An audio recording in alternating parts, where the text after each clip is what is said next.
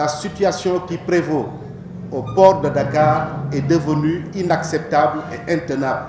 Le diagnostic fait état d'une désintégration totale de la chaîne logistique et des défaillances notoires et gravissimes au niveau des activités de chaque acteur du maillon de la chaîne. Mais le plus grave et le plus épatant, le plus effarant, c'est l'absence d'autorité de régulation au niveau du port de Dakar. Mais on veut bien comprendre que dans un marché qui est des débordements, dans tout jeu, il y a des tentatives de tricherie, il y a des fautes, il y a des erreurs. Mais pourquoi on a besoin d'un arbitre sur le terrain? C'est pour rappeler tout le monde à l'ordre. C'est à chaque fois que quelqu'un d'entre nous commet une faute ou dérape, ou tente de le faire, que l'arbitre puisse le ramener à la raison. Eh bien, cet arbitrage étant totalement absent du port de Dakar, nous avons décidé à partir de lundi, comme l'a dit mon prédécesseur, de croiser les bras pour 72 heures, de geler nos activités. Et nous faisons appel au gouvernement et aux associations de consommateurs. Ce qui se dessine est d'une gravité extrême et pourrait remettre en cause la stabilité sociale de notre pays. On a l'impression qu'il se passe au port de Dakar un complot international, non pas contre nous, les entreprises, mais contre le Sénégal. Et nous interpellons nos autorités. Faisons attention.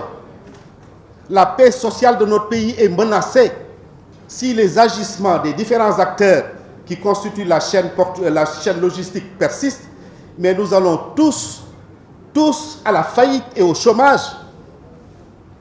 Mais nous ne sommes plus en âge, nous, de prendre des pirogues. C'est fini, ça. Nous ne le ferons pas et nous ne l'accepterons pas. C'est pourquoi nous avons décidé de faire face à cet entêtement des compagnies maritimes et à cet entêtement de tous les autres prestataires. Bénéficier d'une concession publique, mais n'est pas assimilable à un droit de propriété. Tu as un contrat de concession publique, mais ça veut dire que l'État te demande de faire pour les usagers du port ce qu'il aurait dû faire pour eux. Mais il ne te dit pas que le port t'appartient, au point que tu te donnes le droit de faire ce que tu veux.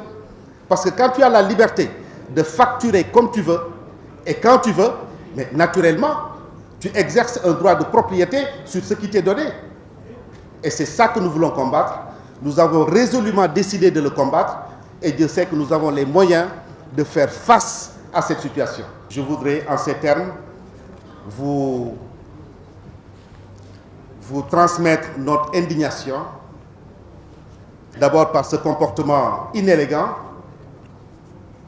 préjudiciable des compagnies maritimes de Dubai Port World ainsi que de la direction du port de Dakar. Mais ce qui nous indigne le plus, c'est l'absence de réaction de nos autorités. C'est inacceptable.